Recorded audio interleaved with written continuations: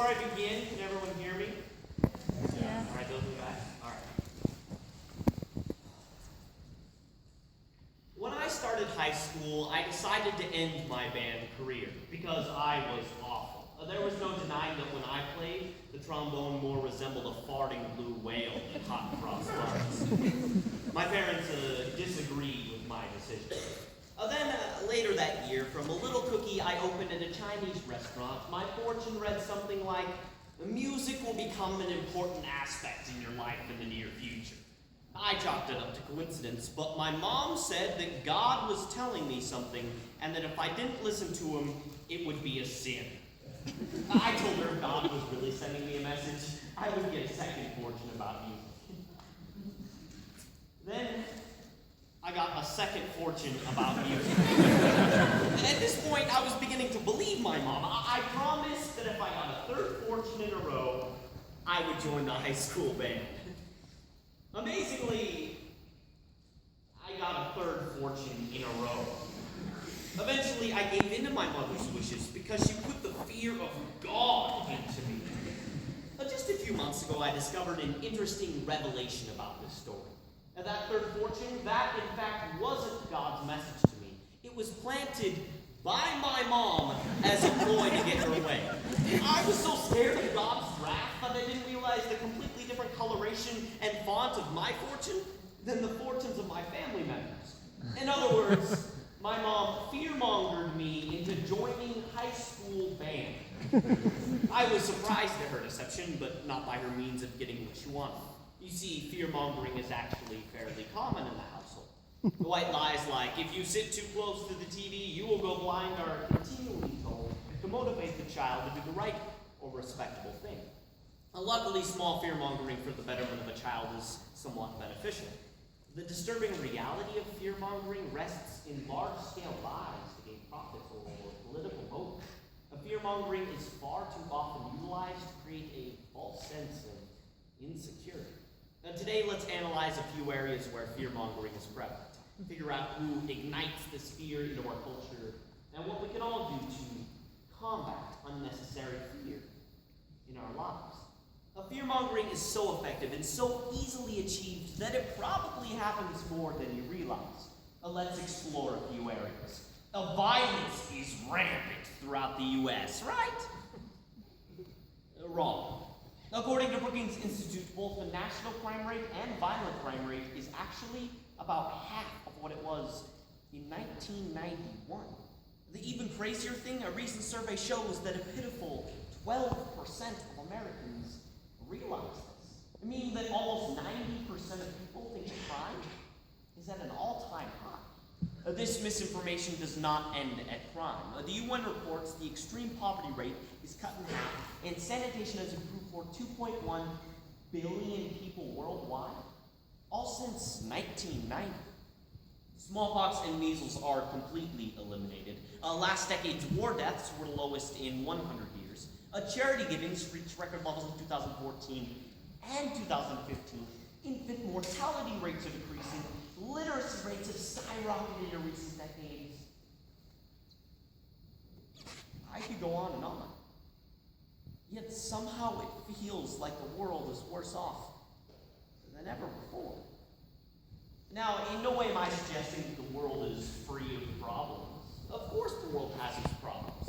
But effective fear-mongering erases the line between fact and fiction. Incorrect fact can create risk, whether it be between individuals, groups, or world powers.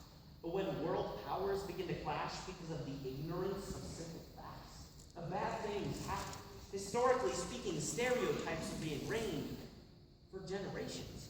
It's obvious that fear-mongering leads to more fear-mongering. And the public acceptance of false information fuels this endless cycle of fear. American philosopher Noam Chomsky says that the more that you increase the fear of drugs and crime, welfare mothers, immigrants, and aliens, the more you control all the people. And that is what fear-mongering eventually boils down to. Public control. But whether the facts are true or not, the man behind the curtain needs to tap into your primal instinct of fear to gain an edge. Fear equals a search for security, and this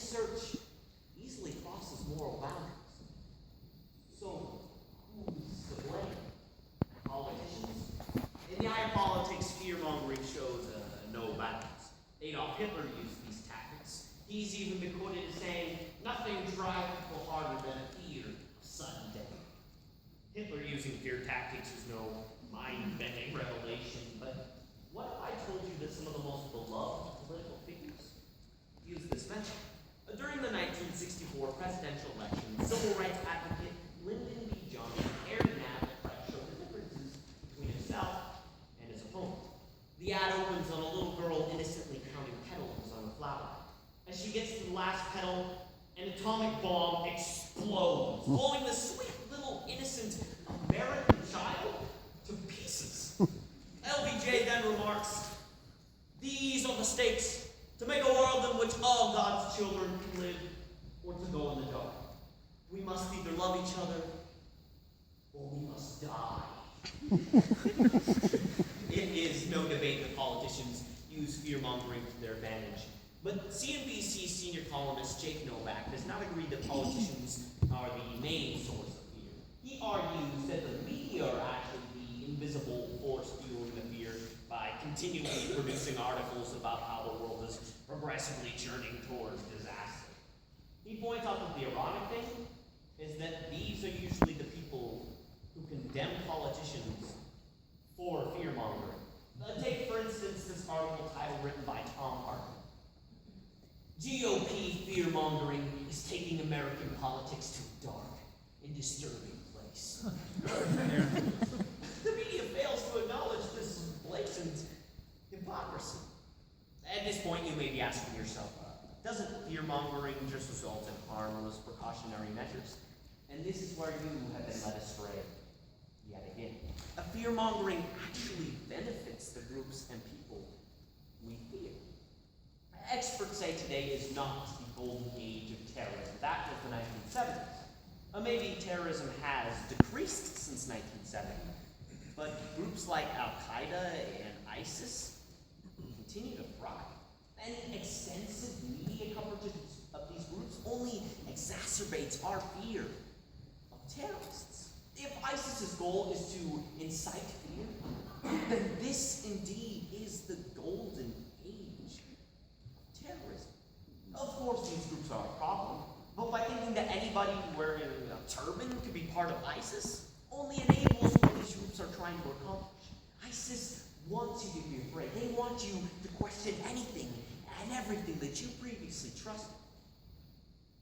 By being afraid, ISIS wins psychologically. And that is already half the battle. Now, the easy solution is for me to stand up here and say, "Don't be afraid." Well, let's be honest, that isn't realistic, nor is it reasonable. The fear is a primal instinct that will always rule our lives. And you know what? That is okay. As long as we are fearing things that should actually be feared. The solution to this epidemic is extremely simple. Look at the numbers. The unique thing about fear-mongering is how easy it is to fix on a personal level. I'm not up here trying to tell you to throw away your phones, completely change your perceptions, or vehemently oppose media outlets. Just simply look at the facts. If those facts point to a problem, then we have a problem. There's absolutely no denying it. But if they don't, then just don't support that opinion. I'm not even calling on a boycott of all outlets that fearmonger, because honestly, we would have no outlets left. In fact, you wouldn't even have me left. I have been using fear-mongering tactics on you throughout this entire speech, and if I did a good job, you didn't even notice. How? Well, it's fairly simple. Using phrases like public control, comparing LBJ to Hitler, creating a distrust between you and the media, using big words to cover up possible logical fallacies, and simply saying the word ISIS. It's that easy. But what's not easy is distinguishing between the facts and the fiction when you